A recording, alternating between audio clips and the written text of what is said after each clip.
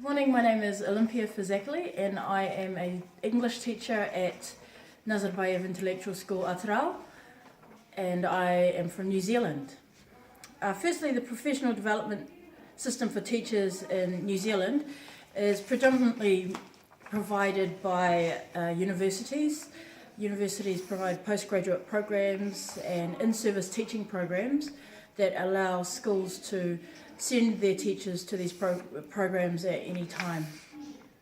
Secondly, relating to that, each school is provided funding for professional development alone, and the schools therefore decide where that funding is best needed for teachers within the school and what the needs are for maybe what teachers are lacking in skills, and so therefore the school is able to provide professional development for teaching needs and also student improvement and things like that. The organisation that certifies teachers in New Zealand is called the New Zealand Teachers Council. Particularly for first and second year teachers, there's a very stringent program where teachers have a set base of criteria that they should meet in order to be certified as a provisional teacher. Then they're certified fully after this 2-year program is complete. Professional development in New Zealand is typically, as I said previously, provided by the school but funded by the government through the Ministry of Education, and schools therefore make decisions independently on how often they want to provide professional development. The 3 or 4 schools that I have taught at in New Zealand provide professional development on a weekly basis, so there would be 1 or 2 meetings of around 1 to 2 hours of professional development based on the needs at that particular time. One of the major professional development programs that I was a part of in New Zealand was a national scheme to see Māori underachievement improve, and so it was a 2-year program where we attended lots of seminars. We had visiting speakers come to the school. We also had a set time in the schedule each Wednesday afternoon, which allowed teachers to meet during the school day. So it was very, very useful and very important. Teachers in my country do have high computer literacy, particularly younger teachers, of course.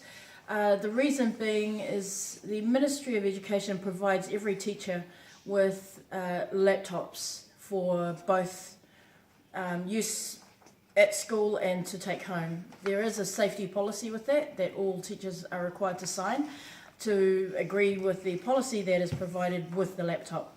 So teachers do have a very high computer literacy in terms of using laptop computers.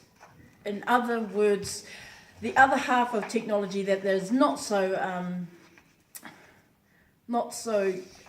familiar with yet is the use of tablets and smartphones and other devices, iPads, iPhones, in the classroom and both within schools. Prior to coming overseas, which was only 3 years ago, there were still huge bans on using cell phones in the schools that I was teaching at, and definitely there was non-use at all of using Wi-Fi internet around the school or for school use on phones, etc. The government does provide funding, as I've said before, with professional development specific to computer literacy of teachers.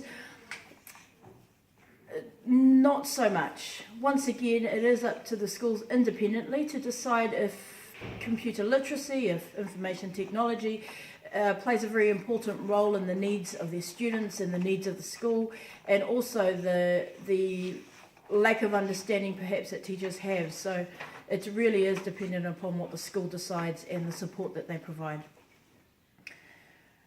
Smart technology was introduced into one of the schools that I taught in probably 2006 or 2007. Only simple things such as Wi-Fi that was only available to some teachers, so the whole school faculty did not get Wi-Fi passwords. Everything was still very much closed. You weren't able to use cell phones, laptops, any of the smart technologies we have today as part of your teaching program. Having seen that though, coming overseas is definitely a better and more improved market of the use of smart technology as opposed to in my own country. We are still a little bit behind, but that's because in some ways I think my country still appreciates the use of resources such as paper forms of resources, books, using other resources around rather than these smart technologies. And lastly, my opinion of the future of smart technology. Personally, I think that smart technology does have a place in education. Having taught in New Zealand where smart technology is not as well developed and advanced, versus being overseas where technology is a very strong resource or use in education, I've been able to see the balance of both. I still believe that there are ways that we could develop ourselves without the use of technology, but in terms of progression we should also be a bit more understanding of future needs. So I do agree with the use of technology and smart technology because it's more available to us, especially to students, but I still would like to see the use of other resources such as libraries and utilising those types of resources within the education programs as well.